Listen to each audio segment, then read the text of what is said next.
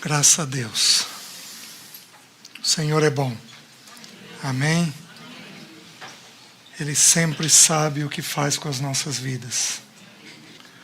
Isaías 53, apenas um versículo para nós iniciarmos. Vamos ter mais uma palavra de oração, irmãos. Vamos fazer uma coisa diferente, de 2 em 2, 3 em 3, vamos orar? Vamos colocar os nossos corações diante do Senhor?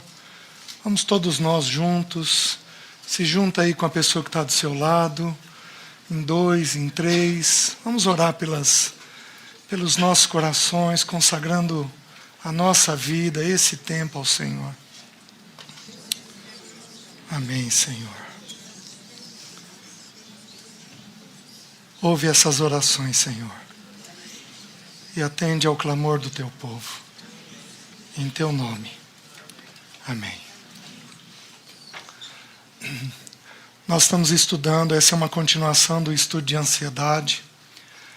Nós entramos nesse fim de semana, já vimos isso na sexta, no sábado, hoje.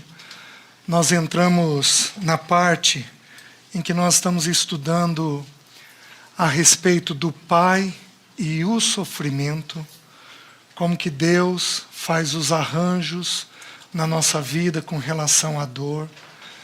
A ideia de que um pai promove dor é uma ideia um pouco inconcebível na nossa mente, mas o Pai promove dor, como nós temos visto, visando sempre a preservação da vida.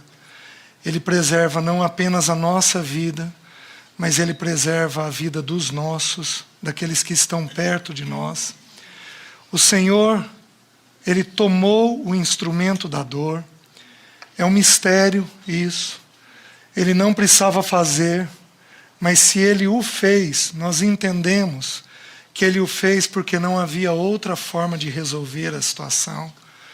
O Senhor, Ele usa 3 grandes instrumentos, nós já vimos nas 2 reuniões anteriores, mas acho que é importante repetir.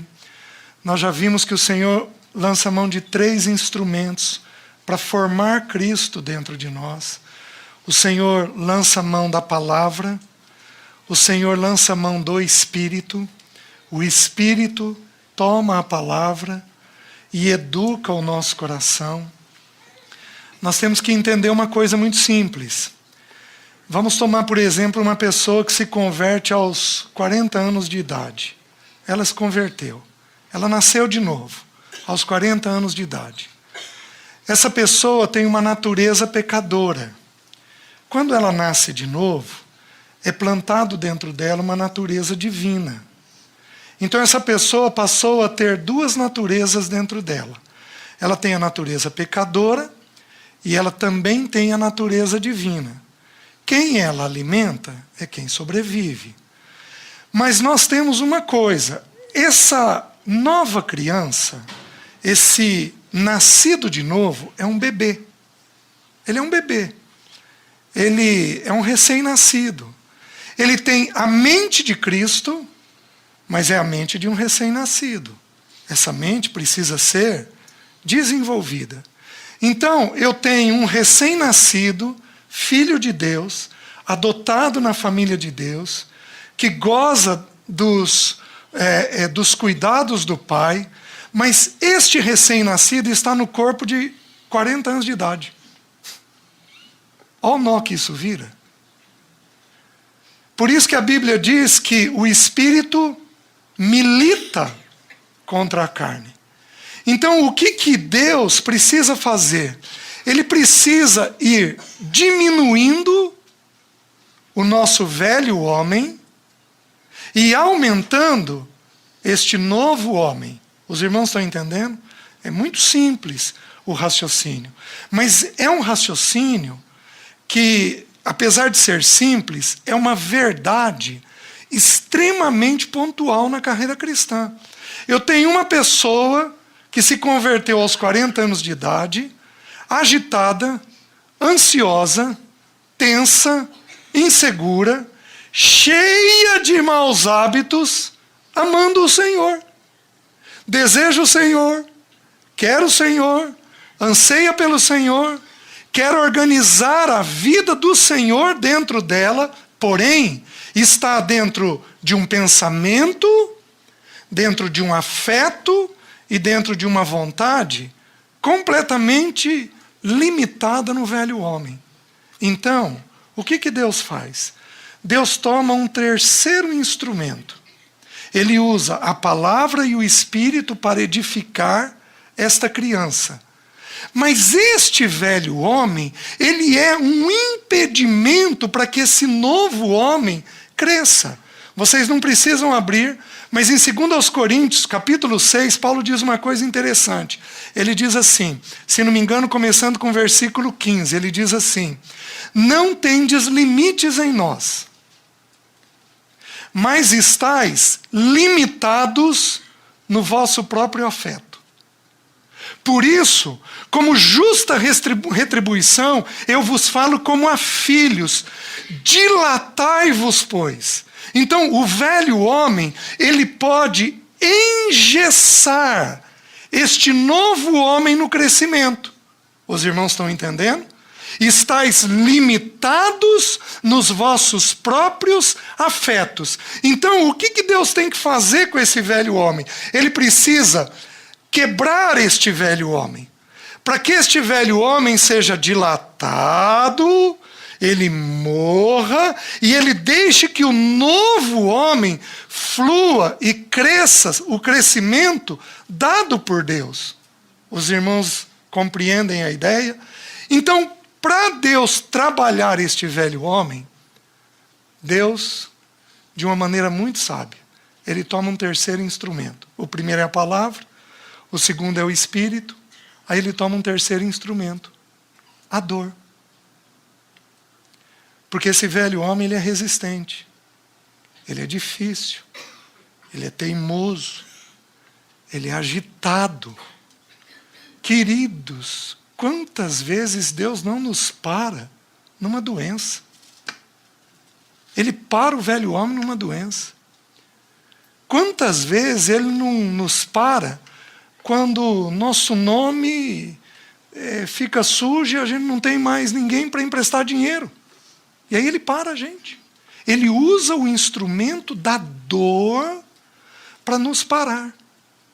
E quando a gente para, aí a gente volta então a ouvir o Espírito e a palavra, e nós somos então edificados segundo a vontade dele. Os irmãos estão entendendo? Queridos, não havia outra forma. Se houvesse outra forma, o Pai, ele é bondoso, ele é gentil, ele é dócil. O Pai faria de outra maneira. Mas não tem outra maneira de educar o nosso coração. Nós somos rebeldes demais. Nós somos agitados demais. Nós somos teimosos demais. Nós somos duros demais. Sabe aquela criança irritante que não para, que não tem sossego, que até para dormir ela tem estremelique o tempo inteiro? Nós somos essa criança. Nós somos uma criança de difícil trato. E o que o Senhor faz? Amorosamente, como um pai bom faz com uma criança dessa. Abraça essa criança firmemente e contém essa criança. Até que essa criança, depois de meia hora, 1 hora no colo do papai, ela começa a relaxar e ela repousa no colo do pai. Deus toma a dor para fazer este aperto em nós, esta contenção em nós. Os irmãos estão entendendo? Por isso que ao sofrermos, o nosso coração precisa buscar o Senhor. Buscar a face dele. Para entendermos onde ele quer que a gente seja dilatado. Onde esse velho homem precisa ser vencido. Aquilo que o novo homem precisa ser produzido dentro de nós. E o que eu considero maravilhoso nas Escrituras, como eu coloquei ontem para os irmãos, é que Jesus, ele não precisava de dor alguma nessa vida. Mas ele se submete à dor dessa existência, apenas para revelar para mim e para você como é que nós lidamos com a dor.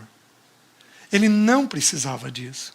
Ele fez isso porque ele tinha muitos irmãos que vinham depois dele. O texto de Hebreus, também não abram, capítulo 2, versículo 10, diz que Jesus suportou o sofrimento e ele foi aperfeiçoado através do sofrimento por causa de muitos irmãos. Meus queridos, como é que você aperfeiçoou o que é perfeito? Jesus foi aperfeiçoado. Como é que o Senhor aperfeiçoou o que é perfeito? Sabe o que o Senhor fez para o Filho amado? Ele virou para Jesus, o Pai vira para Jesus e diz assim: meu filho, tem uma multidão de irmãos que não sabem como viver essa vida. Meu filho querido, se submete a um processo de dor para ensinar eles a viverem. E ele apenas disse assim: sim, papai, eu faço isso. E ele se torna então para nós um modelo daquele que lida com a dor. Ele se torna para o nosso coração a pessoa que nos ensina a lidar com as dores mais básicas. Não tem dor nesta vida, com exceção da dor do pecado. O Senhor nunca provou isso, como o irmão colocou hoje de manhã com tanta propriedade. E, com exceção da dor do pecado, o Senhor viveu todas as dores da nossa existência. Não tem uma dor da nossa existência que o nosso Senhor Jesus não tenha vivido. Meus irmãos, Ele é o irmão mais velho. Ele é o amado da nossa alma. Ele é o desprezado, o rejeitado, o homem de dores, o homem sofrido. Porém, ele é o homem experimentado, que amadureceu, que foi aperfeiçoado através do sofrimento que ele passou. Então nós temos que entender a mente do Pai. A mente do Pai é uma mente dócil, é uma mente gentil. Nós vamos dar uma olhadinha num dos textos, já em Lamentações, que mostra como é que o Senhor nos toca, como é que Ele nos fere, a gentileza com a qual Ele nos fere. Ele nos fere apenas para que esse velho homem morra e para que esse novo homem cresça o crescimento dado por Deus. Em Isaías 53, o texto diz assim: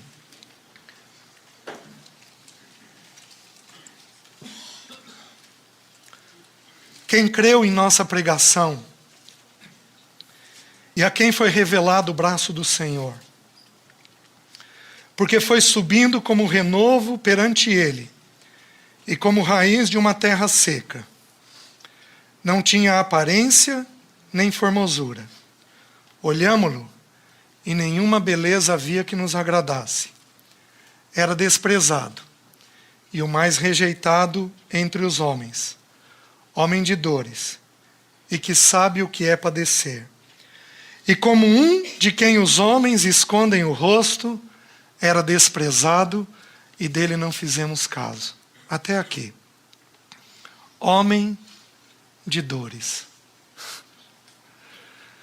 O nosso Senhor Jesus, Ele resolveu se tornar homem de dores. O Rei dos Reis, o Senhor dos Senhores, Ele resolveu se fazer um homem de dores. Ele resolve resgatar essa humanidade através da dor. Não apenas a dor da cruz, mas a dor da existência.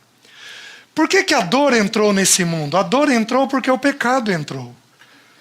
O salário do pecado é a morte. E com a morte vieram todas as dores. Com o pecado vieram todas as dores possíveis e imagináveis. Queridos, como o pecado é terrível. Porque o que o pecado toca, ele mata. Eu olho para o meu passado, eu considero os meus filhos, e o meu coração tem tanta tristeza por mim, de ter ouvido o Evangelho aos 15 anos de idade, mas ter levado tantos anos para obedecer princípios tão simples.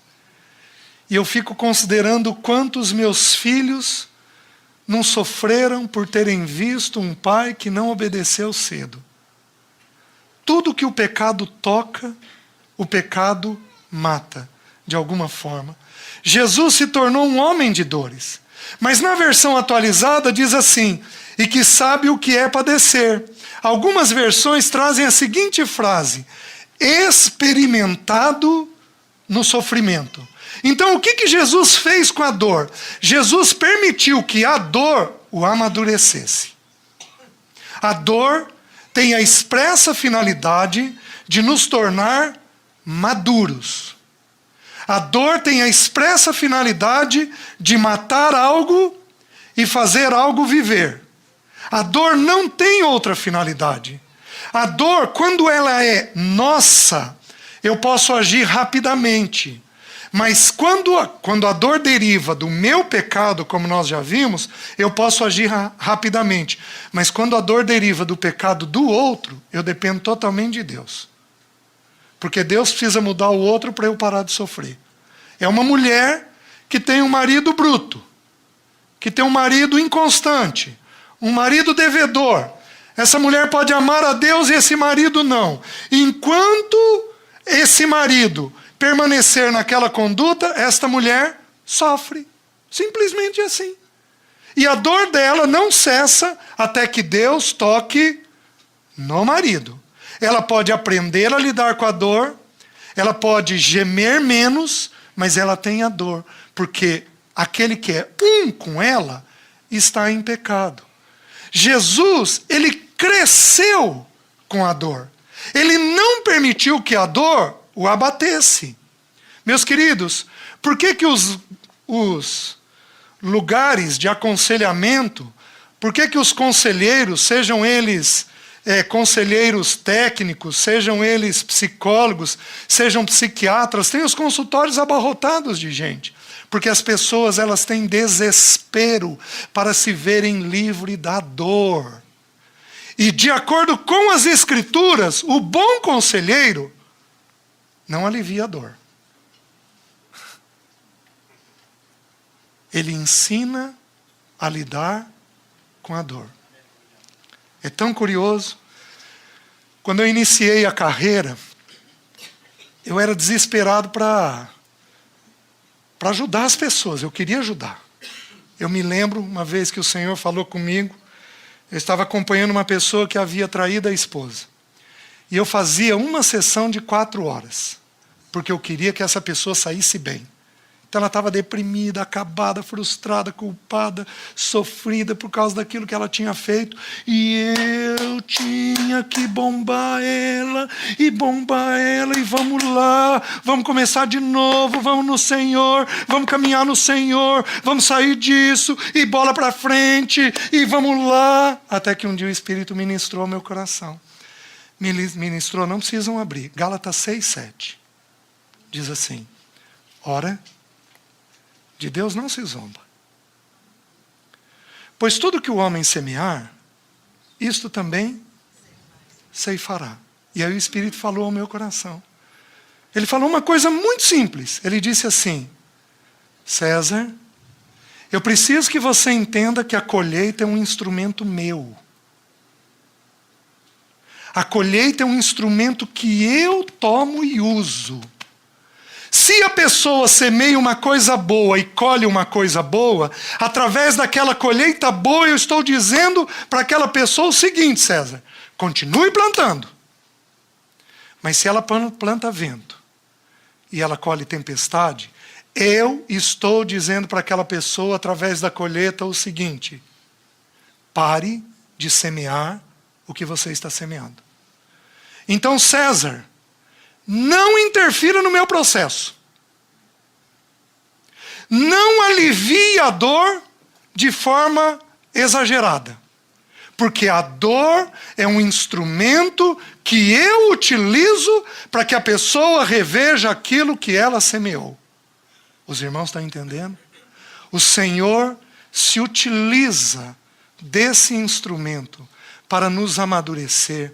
Como que aqueles irmãos aqui que trabalham com aconselhamento dentro da congregação, como que nós temos que ter cuidado? Não é para aplaudir a dor, viu? Quem mandou? Bem feito. Esperava o quê? Não é para nós aplaudirmos, porque o pecado tem que produzir em nós tristeza. Meu querido, minha querida, como é que você foi fazer isso? Você não mediu o tamanho do custo. Onde é que você está com a cabeça? Vamos lá, vamos orar, vamos interceder, vamos buscar o Senhor. Porque como a gente viu, Ele nos toma pela mão e nos ajuda no processo de colheita. Nós vimos isso ontem. Vamos lá, vamos retomar. Então nós não temos alegria, nem temos acusação. Nós ensinamos apenas a pessoa a lidar com a dor. Jesus, ele era homem de dores, mas Ele foi experimentado no sofrimento. Ele foi aperfeiçoado no sofrimento. Por isso, com objetividade, com dor, com o coração temente a Deus, gemendo, nós paramos diante do Senhor, louvamos Ele e pedimos: Espírito de Deus, me conduz no meio dessa situação.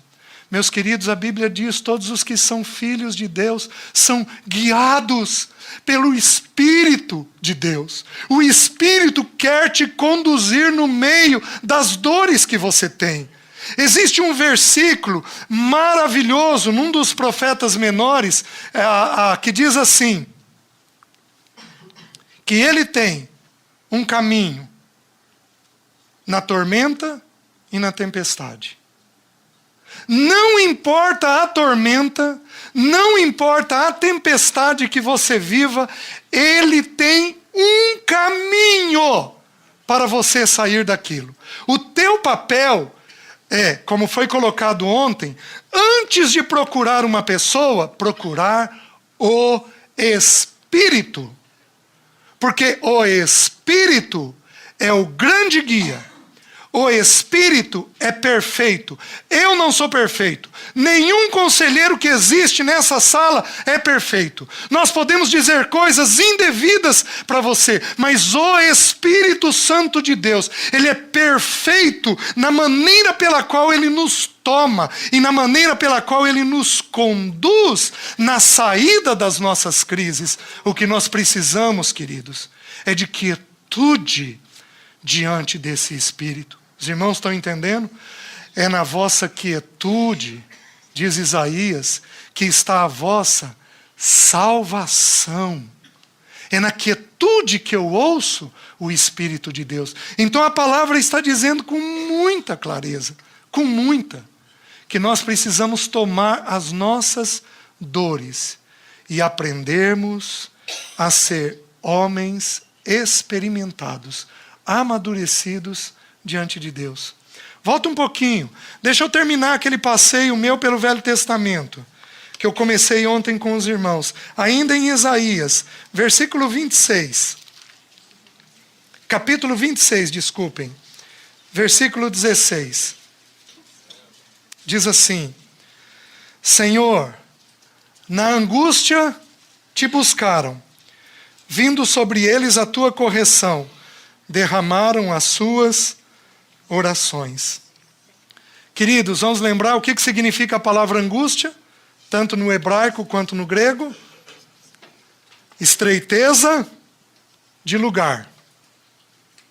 Quando você estiver num lugar bem estreito, onde você não consegue mais sair, não tem saída para a tua situação, nesse dia, você vai buscá-lo.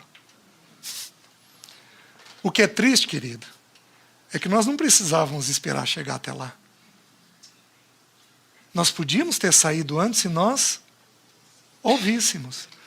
Qual é a regra da sexta-feira que eu partilhei com os irmãos? Quem não aprende por ouvir, aprende por sofrer. Vamos lá, todos nós juntos? Quem não aprende por ouvir, aprende por sofrer. E daí? O teu gemido está muito forte? Porque você não aprendeu por? Aí a gente tem que chegar numa estreiteza de lugar, num lugar que não tem saída, que não tem forma de resolver. Para quê? Para eu buscá-lo. E aí quando eu busco, ele joga luz sobre o caminho, ele ensina como sair do caminho, e o que a gente faz, que ele pede para a gente fazer, é 100% certo de resultado. Não tem resultado mais eficaz do que o da palavra. A palavra simplesmente é exata, ela é precisa, ela nos conduz para fora daquela tormenta que nós estamos vivendo, né? Então, essa verdade de Isaías. Vejam em Jeremias, Lamentações, capítulo 3, um texto maravilhoso. Capítulo 3 de Lamentações, versículo 21. Vamos começar com o 21. Diz assim a palavra de Deus: quero trazer à memória o que me pode dar esperança. Lembra que no original não tem essa separação aí. Aí o texto continua. As misericórdias do Senhor são a causa de não sermos consumidos, porque as suas misericórdias não têm fim. Renovam-se cada manhã. Grande é a tua fidelidade. A minha porção é o Senhor, diz a minha alma, portanto esperarei nele. Bom é o Senhor para os que esperam por ele, para a alma que o busca. Bom é aguardar a salvação do Senhor, e isso em silêncio. Bom é para o homem suportar o jugo da sua mocidade. Assente-se solitário e fique em silêncio, porquanto esse jugo, Deus o pôs sobre ele. Põe a boca no pó, talvez ainda haja esperança. Dê a face ao que o fere, farte-se de afronta. O Senhor não rejeitará para sempre, pois ainda que entristeça alguém, usará de compaixão segundo a grandeza das suas misericórdias, porque não aflige, nem entristece de bom grado os filhos dos homens. Versículo 39. Versículo 38. Acaso não procede do Altíssimo tanto o mal como o bem? Por que, pois, se queixa o homem vivente? Queixe-se cada um de seus próprios pecados. Esquadrinhemos nossos caminhos, provemo-los e voltemos ao Senhor. Queridos, que porção maravilhosa. Que coisa maravilhosa. Eu vou pontuar uma outra coisa para os irmãos, mas eu não sei se vocês estão vendo quanto fala da maneira pela qual Deus trabalha as nossas coisas, os nossos problemas. Deus começa conosco todo dia de manhã fazendo o quê? Ele renova a misericórdia dele conosco. Meus queridos, alguns de nós aqui, se não todos, já passamos pela seguinte experiência. Sabe quando você tem um problema com alguém, especialmente com um filho, e tem um determinado dia que você levanta, inspirado, cheio de amor, cheio de cuidado por aquele filho? Você já teve essa experiência? Você esquece tudo que o filho disse, falou, a maneira pela qual ele agiu. Você simplesmente amanhece renovado por aquele filho, com o pulmão cheio de ar, cheio de vontade de fazer a tua parte e fazer a coisa com ele dar certo. Você já teve essa experiência? Deus faz isso toda manhã. O que a gente faz algumas poucas vezes na vida, Deus faz toda manhã. Ele não tem as nossas limitações. Ele olha para nós com o olhar de um pai, gentil, dócil, gracioso, não importa o pecado da gente, e ele simplesmente enche o pulmão de ar e diz: é meu filho. Eu resolvi amá-lo, eu resolvi trabalhá-lo, eu vou formar de mim mesmo dentro dele, não importa o que ele faça, eu vou fazer isso. Meus queridos, ele renova a misericórdia dele toda manhã. Toda manhã. Eu e a Alessi, nós, quando a gente tem orado nas nossas manhãs, eu tenho dito para ela: Alessi, eu preciso renovar com você, com os meus filhos, uma aliança que ele renovou comigo. Ele fez uma aliança comigo de graça, de misericórdia, de fidelidade, de bondade, de gentileza, de mansidão. Ele fez comigo essa aliança. Quem sou eu para não fazer com você, não fazer com os meus filhos esta mesma aliança? Então ele começa conosco renovando a misericórdia dele. A palavra misericórdia está ligada a uma atitude do coração de Deus à nossa miséria. Nós somos pó. Nós somos frágeis, nós somos complicados. Meus queridos, se ele afastar o olho de nós, o salmista diz isso: Senhor, os teus olhos se afastaram de mim e o meu coração se turbou. Meus queridos, se ele afastar por um segundo, por um minuto, os olhos de mim, o meu coração se perde. Eu consigo ficar inteiro na vida porque ele está me ajudando, porque ele tem comigo essa aliança. Os irmãos estão entendendo? Mas ele tem, dentro desta aliança, ele tem que chamar a minha atenção. E de que jeito que ele chama a minha atenção? Na dor. O C.S. Lewis tem uma frase, aqueles irmãos que ainda não assistiram, tentem achar uma fita antiga. É uma parte da história da vida do C.S. Lewis, chamado Terra das Sombras. Assistam esse filme que vai contar uma porção da vida do C.S. Lewis. O C.S. Lewis tem uma frase muito famosa que diz assim, presta atenção: Deus sussurra na nossa consciência, fala no nosso dia a dia, mas Deus grita nas nossas dores. O sofrimento é o megafone de Deus para um mundo surdo. O sofrimento é o megafone de Deus para um mundo surdo. Quantas vezes, feito crianças num parque de diversão, a gente fica surdo, encantado com os brinquedinhos desta vida. E o que o Senhor faz? Ele grita. Ele grita para nos chamar. Sabe como é que ele grita? Usando a dor. Porque nós não ouvimos de outra forma. Meu filho, vem cá. Meu filho, vem cá. Meu filho, vem cá. Aí Deus de longe produz uma dor e o filho vem. Simples.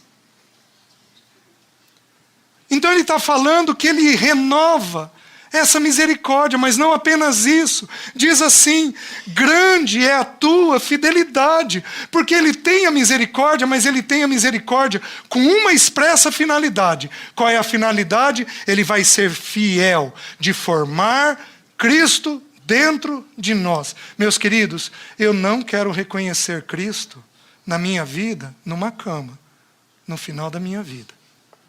Eu não quero. Eu não quero. Eu quero gozá-lo. Eu quero vê-lo. Eu quero tê-lo. Eu quero poder desfrutá-lo. Eu quero ser dele como ele é meu. Eu quero pertencer a ele como ele pertence a mim. Eu quero isso. Os irmãos estão entendendo? Essa é a fidelidade que a Bíblia está mencionando. Aí ele vai falar no versículo 24, esperarei nele. O versículo 25, bom é o Senhor para os que esperam por ele. O versículo 26, bom é aguardar a salvação do Senhor. O versículo 27, bom é para o homem suportar o jugo da sua mocidade. Olha o versículo 31, o Senhor não rejeitará para sempre. Meus irmãos, presta atenção, dor tem uma hora de acabar. A não ser o espinho na carne, que aí é um caso à parte. A não ser o espinho na carne, que o Senhor não tem intenção de remover, é uma dor permanente, porque nós podemos ter dores permanentes. Claro que podemos. Eu volto para casa, tenho um acidente, fico tetraplégico. É uma dor permanente, vai até o final da minha vida. Mas você quer ver eu sofrendo? Eu volto para casa, tenho um acidente e a Jéssica fica tetraplégica. Aí vai doer. Você não vai não, viu, filha? Ela já ficou vermelhinha lá. Aí assusta de imaginar um filho passando uma dor, de imaginar um filho passando um problema. Aí é extremamente assustador ao nosso coração. Meus queridos, com exceção do espinho na carne, dor tem prazo de validade. O Senhor não rejeitará para sempre. Haverá um momento que Ele vai vir e que Ele vai intervir. Haverá um bendito momento em que eu esperei tanto a salvação dEle. Eu sou um privilegiado, eu não sei quantas vezes eu ouço irmãos me contarem de milagres. Situações de anos, numa noite. Tudo resolvido. Numa noite. Há um tempo atrás, eu vi uma história de uma pessoa que eu acompanhei por anos. Não consegui ajudar aquela pessoa no pecado dela. Um dia ela me ligou, veio até mim, conversou, e ela falou: César, fui na reunião, no domingo à noite, e o irmão que estava partilhando falou uma frase. E eu caí em arrependimento. Anos de tratamento. E o Senhor usou uma frase de um pregador numa noite. E daquele dia em diante, ela fez tudo o que precisava fazer. Caiu em arrependimento. Meus queridos, o Senhor não rejeitará para sempre.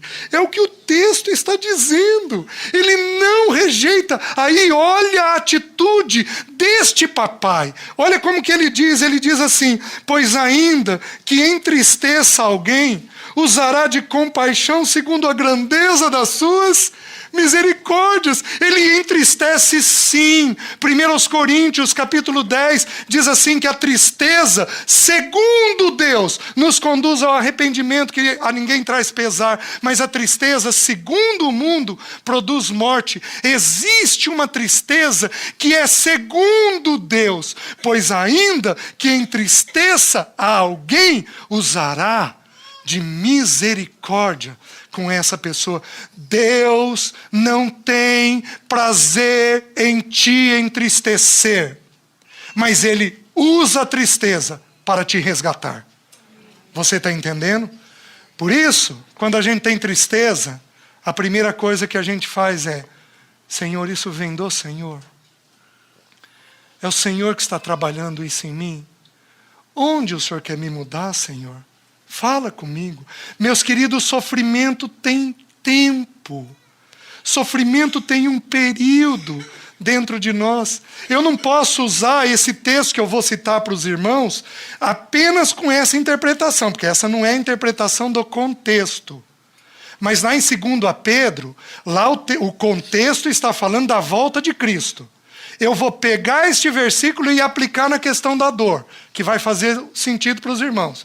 Diz assim: não retarda o Senhor a sua promessa, ainda que alguns julgam tê-la demorado. Mas o Senhor, Ele se segura, como diz o texto, até que todos alcancem arrependimento. Meus queridos, Deus pode mudar qualquer situação no estalar de dedos. Deus pode ordenar para um anjo, esse anjo vir tocar numa situação e a situação acabar. Deus cura uma dor, Deus cura um câncer, Deus cura uma doença, Deus simplesmente cura. Eu ouvi dos irmãos ontem uma história de um milagre, de uma cura física. Deus cura num instante. O nosso Deus, Ele é o Jeová Rafá. Ele tem o poder de curar. Ele tem o poder de fazer o que Ele quiser. Ele pode mandar num único momento e as coisas acontecerem. Mas quando elas não acontecem, é porque Deus quer que o arrependimento seja alcançado dentro do nosso coração. Os irmãos estão entendendo? Por isso, usemos a dor para buscarmos arrependimento diante do nosso Senhor. Oh, meus queridos, e com isso, a vida dele será derramada dentro de nós. Vamos um pouquinho mais. Aí ele vai dizer assim, acaso, versículo 38, acaso Não procede do Altíssimo tanto o mal como o bem? Por que, pois, se queixa o homem vivente? E aí, olha do que é para a gente se queixar. Queixe-se cada um dos seus próprios pecados. Mulher, sabe quando você vira para o marido e diz assim, mas você, hein? Você é isso, e é isso, e é isso, e é isso. Sabe o que a Bíblia está dizendo para você fazer? É para você virar para o seu marido e falar assim, mas meu marido, eu, hein?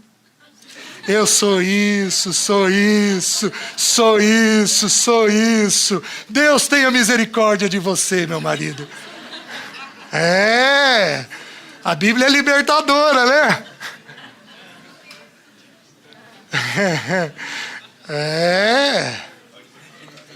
Para renovar o jeito de nós sermos, viu, meus irmãos? Aplica isso a qualquer realidade sua. Queixe-se cada um dos seus próprios pecados. Porque, queridos, vocês lembram a fonte da dor? A primeira fonte, o pecado original. A segunda fonte, o nosso próprio pecado. O pecado do outro está sob o controle de Deus. É Deus quem controla o pecado do outro. Lembra de José? Ele foi ferido pelos irmãos. Não fostes vós que me enviastes para cá, mas Deus me enviou adiante de vós. Deus tomou o pecado dos irmãos de José e usou contra José e depois a favor de José. Então o pecado do outro não é para eu me queixar. Os casais aqui, peguem isso e aprendam a conversar desse jeito. Eu perco o trabalho.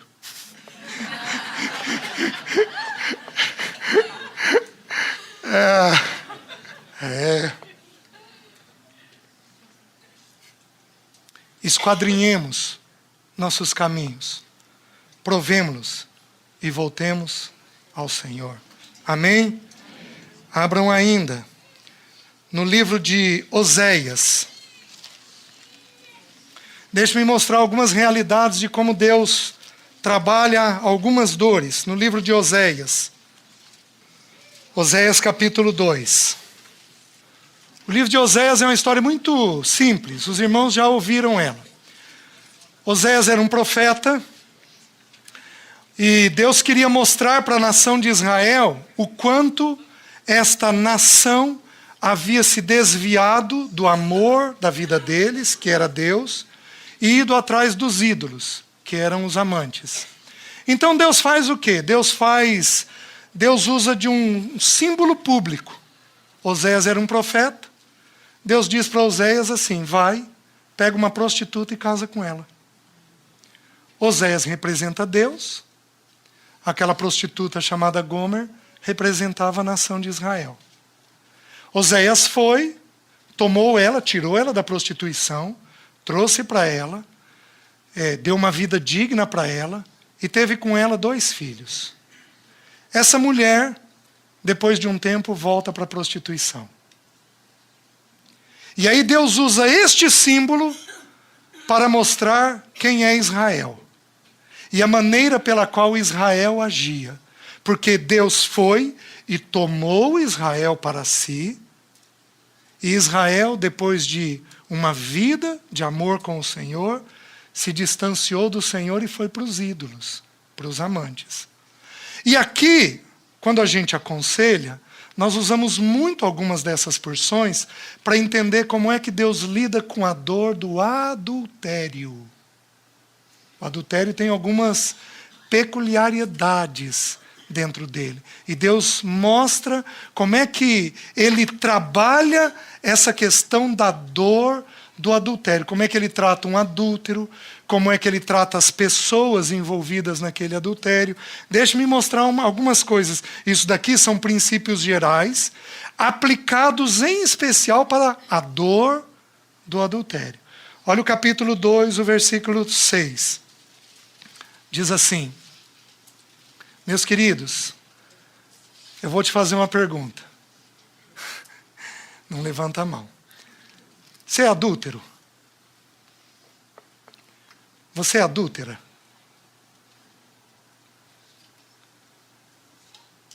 Agora eu vou fazer a pergunta de um outro jeito. Você muitas vezes tem mais prazer em coisas do que em Deus? Se você tem mais prazer em coisas do que em Deus, o que você é? Está fazendo sentido o texto? Você deixa o amor da sua vida e vai para o amor do trabalho, para o amor de um carro, para o amor de um esporte, para o seu amor da TV. Você vai para o seu amor do serviço, da limpeza. Você vai para os amores da sua vida. Você ama coisas mais do que ama a Deus, muitas vezes. Queridos, eu precisaria levantar as duas mãos. Eu sou um tremendo adúltero. Quantas vezes a vida me seduz e eu largo o bendito noivo, o amado da minha alma, aquele que todo dia renova as misericórdias dele comigo, eu largo ele e eu vou para as coisas que eu amo. Quantas vezes nós não lemos a Bíblia? Às vezes passamos meses sem ler a Bíblia. Sinal de que o nosso coração está em qualquer lugar, menos no Senhor. Quantas vezes não temos um tempo diante do Senhor? Existe um irmão que diz uma seguinte frase. Ele diz assim: aquilo que um homem é de joelhos diante de Deus,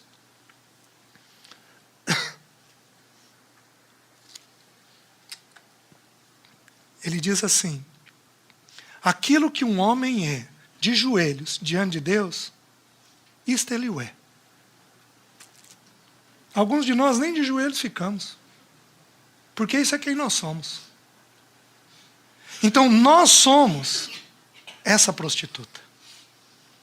Nós somos Gomer.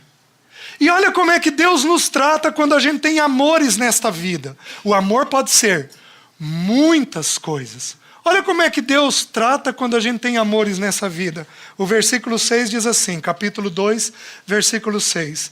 Portanto, eis que cercarei o seu caminho com espinhos, e levantarei um muro contra ela, para que ela não ache as suas veredas. Ela irá em seguimento de seus amantes, porém não os alcançará.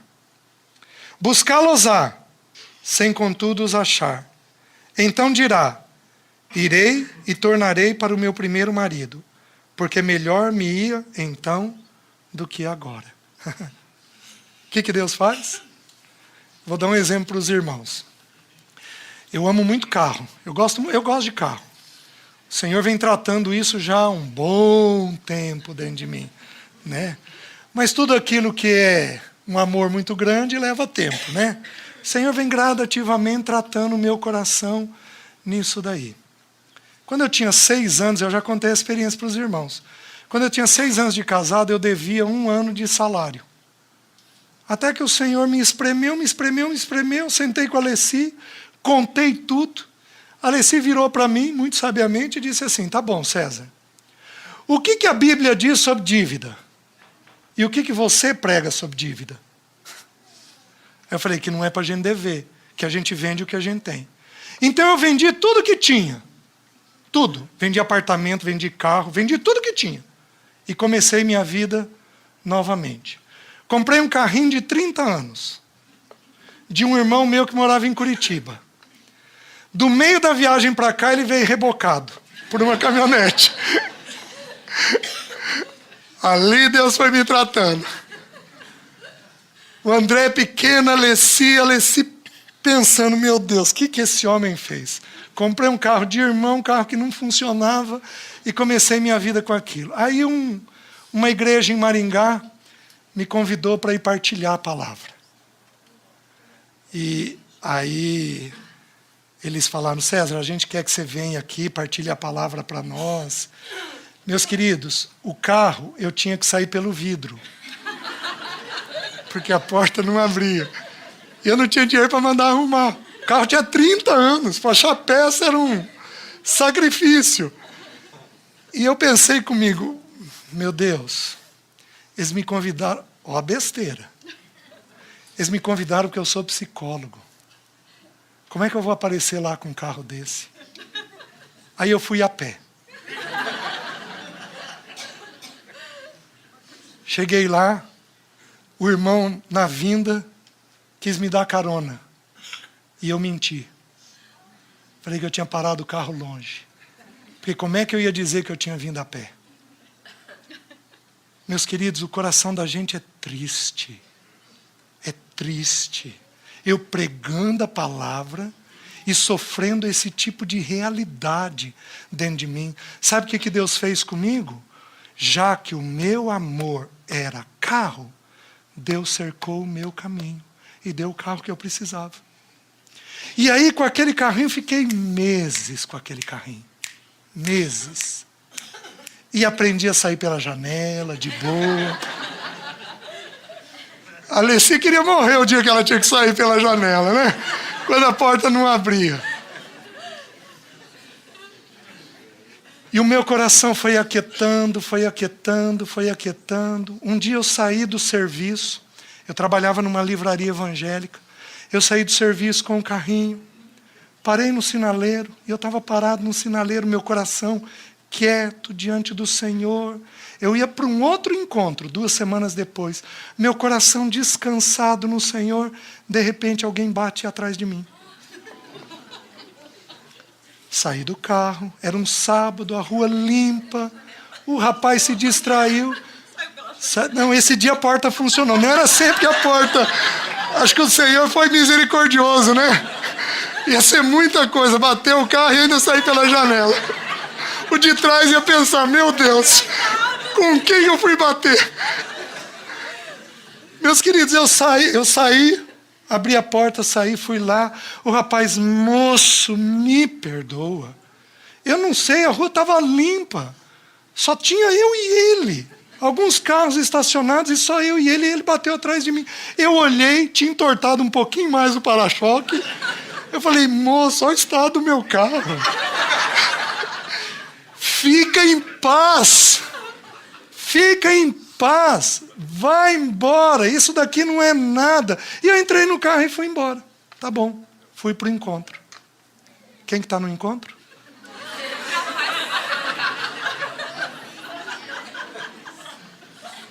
Ouça. Ele era ímpio. A mulher era crente.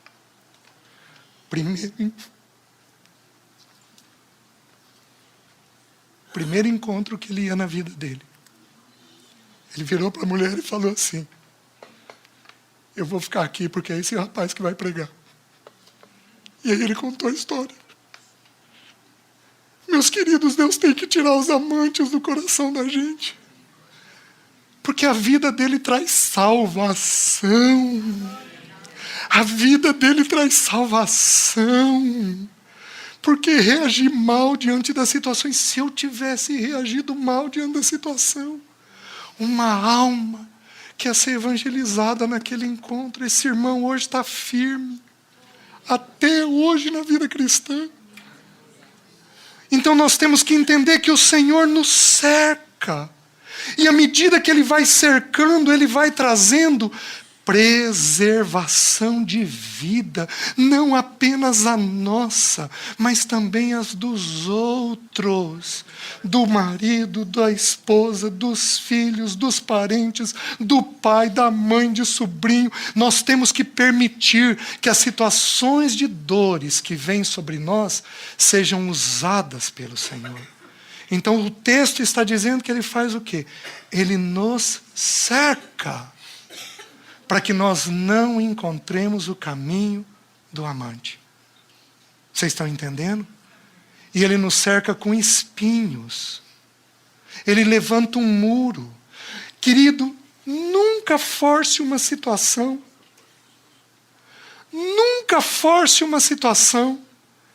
Porque a Bíblia diz sobre o Espírito de Deus assim, não por força, nem por violência, mas pelo meu Espírito, diz o Senhor. O Espírito de Deus que habita dentro de nós, ele é o próprio Deus. Ele é Espírito de Deus. Ele é Espírito de Cristo. Ele é Espírito da graça. Ele é o todo-poderoso Deus.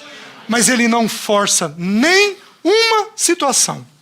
Não faça por força. Porque às vezes você força e é um muro que Deus levantou contra você.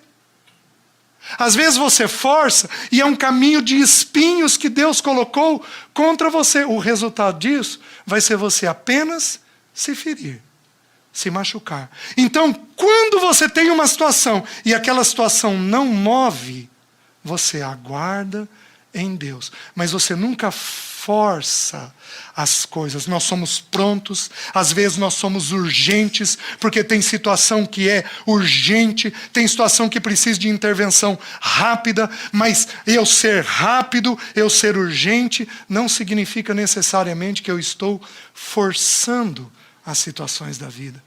Você está entendendo como é que o Espírito Santo age? Aí, veja o versículo 9, veja o versículo 8. Ela, pois, não soube que eu é que lhe dei o trigo, o vinho e o óleo, e lhe multipliquei a prata e o ouro que eles usaram para Baal. Sabe o que significa isso? Que quando Gomer voltou para a prostituição, sabe o que Oséias fez? Sem que ela soubesse, sustentou ela. Quantas vezes a gente está com os nossos amantes nessa vida, e sabe o que Deus faz conosco? Nos sustenta. Ainda nos dá o básico. Sabe por que ele consegue fazer isso? Porque ele renova toda manhã as misericórdias dele por nós. Aí, Deus muda a estratégia. O versículo 9 diz assim: portanto, tornar-me-ei e reterei a seu tempo. Olha lá, dor tem um tempo. Reterei a seu tempo o meu trigo, o meu vinho, e arrebatarei a minha lã, o meu linho, que lhe deviam cobrir a nudez. Então o que Deus faz? Quando é necessário, Deus toca no nosso bolso. Deus vem e toca no nosso bolso. E Deus retém, a tempo dele, o progresso financeiro. Porque se Deus nos deixar crescer financeiramente, quando a gente está com problemas graves, é como se ele estivesse reforçando o erro da gente. É como se meu filho desobedecesse e eu falasse: nossa, filho, que legal, está aqui senhão. Então o que Deus faz? Chega um tempo que ele retém, ele segura, até que a gente volte para ele. Aí veja o versículo 14. O que ele diz? Diz assim: portanto, eis que eu a atrairei, e a levarei para o deserto, e lhe falarei ao coração. Onde é que Deus nos leva? E o que ele faz no deserto? Fala ao nosso coração. Bendito deserto. Amém? Amém? Não rejeitemos os desertos, porque lá nós temos a oportunidade dele falar ao nosso coração. Veja ainda o capítulo 5, versículo 15. O irmão Thomas leu ontem um versículo muito parecido em Jó. Vejam, capítulo 5, versículo 15, diz assim: irei e voltarei para o meu lugar, até que se reconheçam culpados, e busque a minha face. Estando eles angustiados, cedo me buscarão, dizendo: vinde, e tornemos para o Senhor, porque ele nos despedaçou, e nos sarará. Fez a ferida, e a ligará. Então aqui tem uma ação da parte de Deus conosco. Como é que Deus funciona? Tudo que ele fere, ele cura. Tudo que ele fere, ele cura. É uma promessa que ele fez.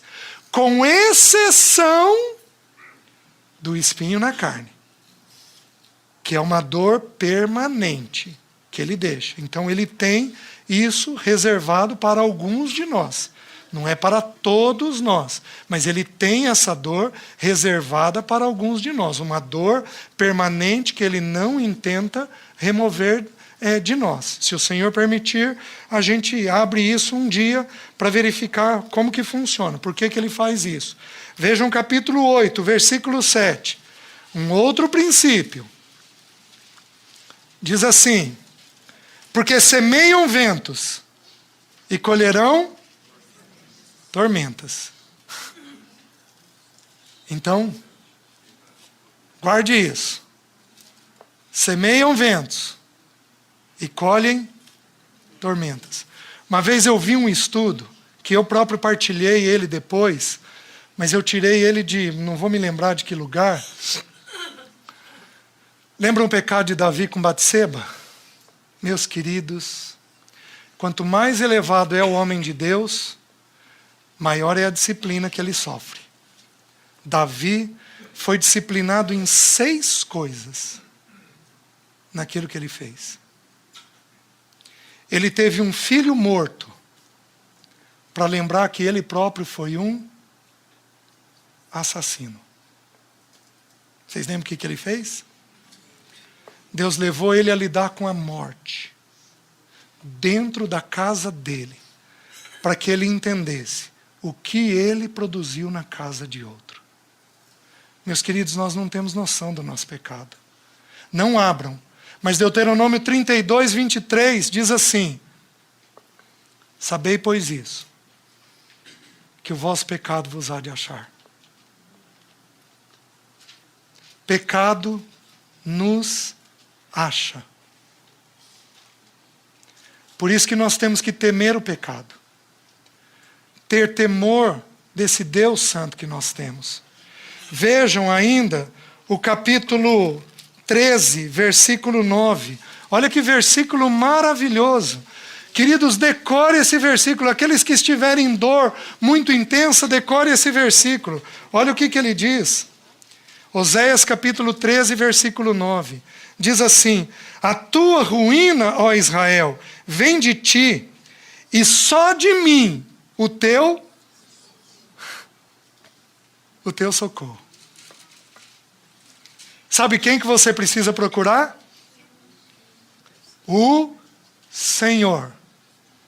Porque Ele é o teu socorro. Meus queridos, Deus fala. E é Ele que nós precisamos procurar. Abram em Naum. Naum.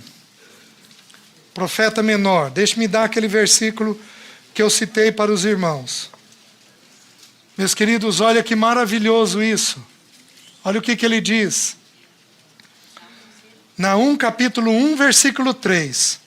O Senhor é tardio em irar-se, mas grande em poder, e jamais inocenta o culpado. O Senhor tem o seu caminho na tormenta e na tempestade, e as nuvens são o pó dos seus pés. Um dos irmãos, o Charles Spurgeon, ele tem uma frase sobre esse versículo: a nuvem são o pó dos seus pés. Então imagina a nuvem, imagina o pé dele em cima dessa nuvem.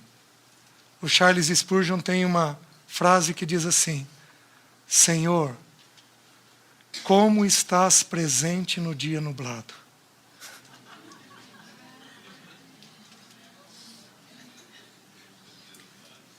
Oh, meus queridos, o dia que encheu de nuvem,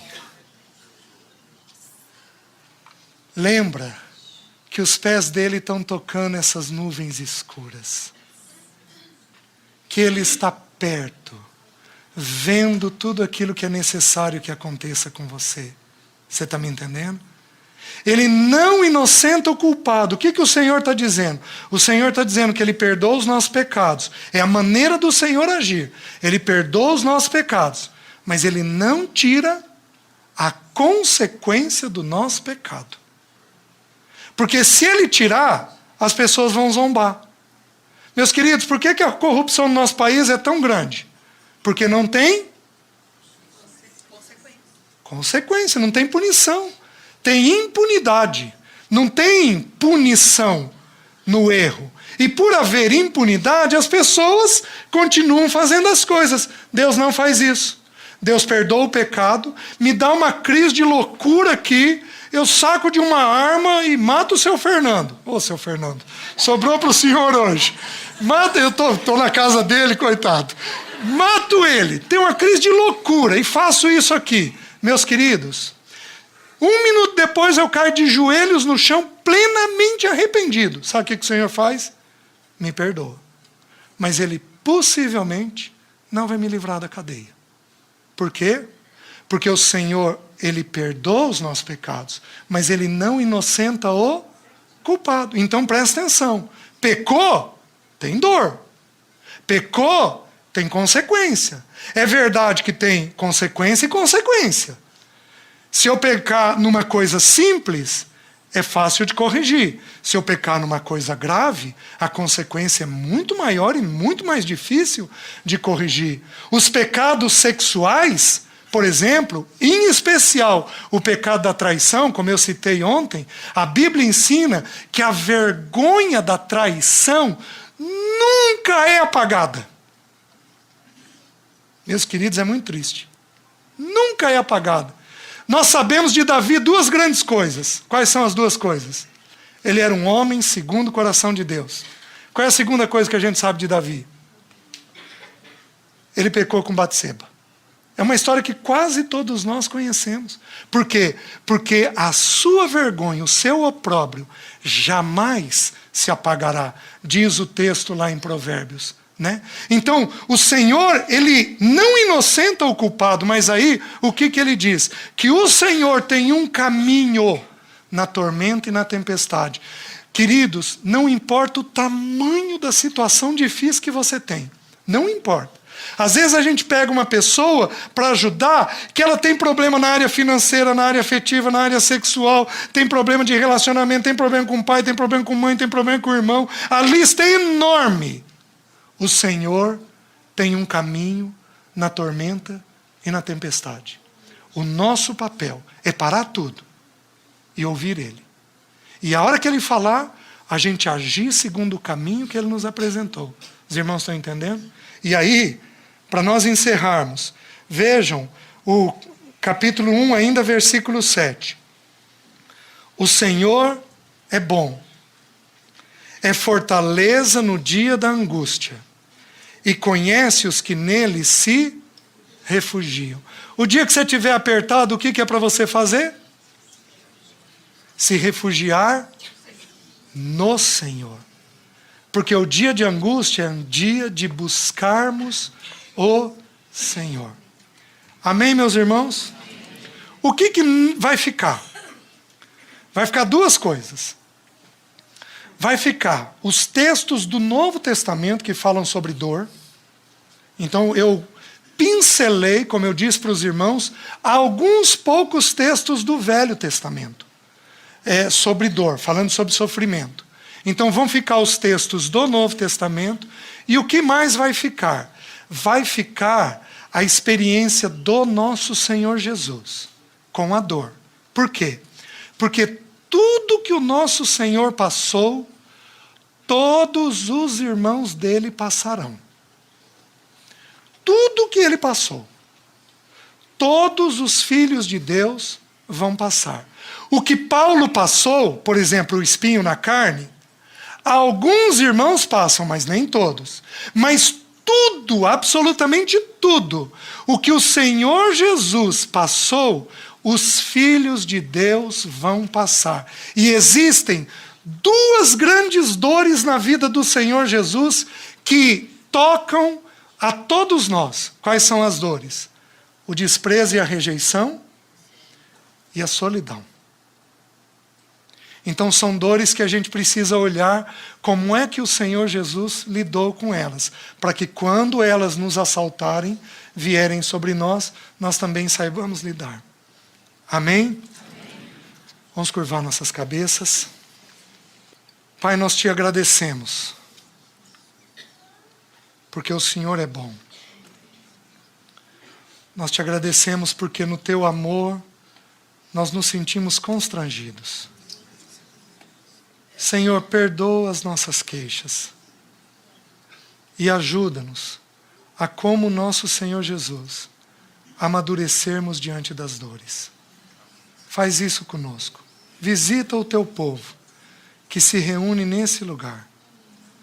Enche o coração desses irmãos. Enche o coração do teu povo. Ajuda-os a caminharem contigo, para que o teu nome seja glorificado. Faz isso, nós pedimos, em nome de Jesus. Amém. Deus os abençoe, irmãos.